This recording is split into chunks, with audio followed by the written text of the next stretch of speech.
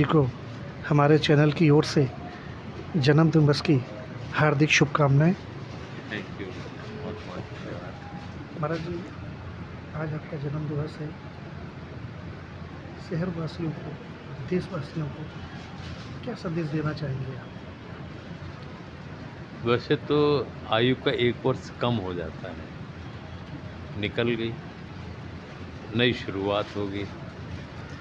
लेकिन हम तो नहीं चाहते कि जन्म बच्चों का मनाएँ, वो ज़्यादा अच्छा है हमारा लोगों का एक जगह। लेकिन सब की भावनाएँ हैं, अब जहाँ भाव और प्रेम है वहाँ हम भी समर्पित हो जाते हैं। तो इस कारण से सब लोग, तो लेकिन हम तो यही चाहेंगे कि ज़्यादा से ज़्यादा ईश्वर के प्रति, अपने दायित्वों के प्रति समर्पण के साथ और सत्यता के साथ जीवन निर्वाह करें।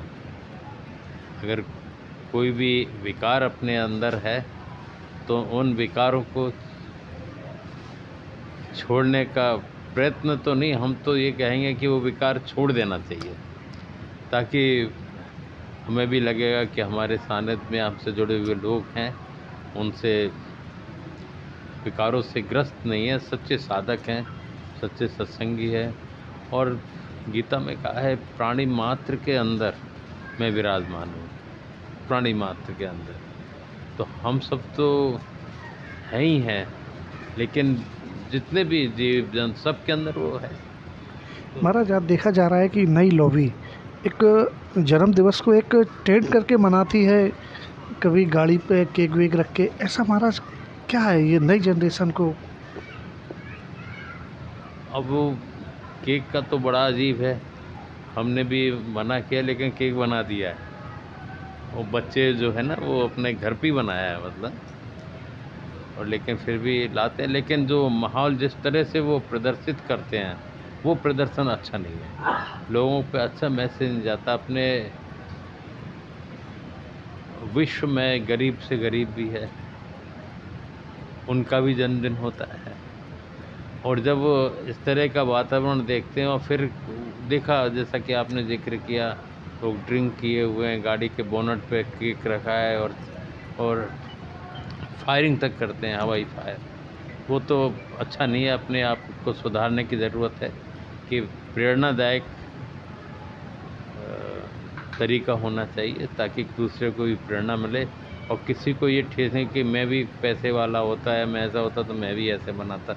ये इस तरह की गिलानी भरे चीज़ें उसके अंदर ना आए। और धार्मिक रीति रिवाज से आए, सत्संग है, यहाँ तो सत्संग चलता रहता है, और सत्संग के अंतर्गत ही सब चलता है, नाम का सुमिरन वगैरह भी चल रहा है सत्संग में। तो अगर धार्मिक तरीके से मनाएंगे, संस्कार अपने अच्छे होंगे, और दूसरों को भी प्रेरणा मिलेगी। तो नाम धुन है, संकीर्तन है, गरीबों की सेवा, मानव सेवा, कुछ पंक्तियाँ याद आती हैं कि ईश्वर प्राप्ति के लिए मंदिर, मस्जिद, गुरुद्वारा, गिरजाघर नहीं भी जाएं हम, अगर हमारे अंदर सेवा का भाव है तो उसका इबादत है किसी नाशाद का दिल शाद कर देना, इबादत है किसी बेकफन को कफन उड़ा देना, इबादत है किसी बर्बाद को आबाद कर देना, और इबादत है किसी दर्दमंद का दर्द बटा लेना। तो सच्ची इबादत है, सच्ची पूजा है। इस तरह के भाव अपने अंदर बने रहें, ताकि दूसरों को भी प्रेरणा मिले।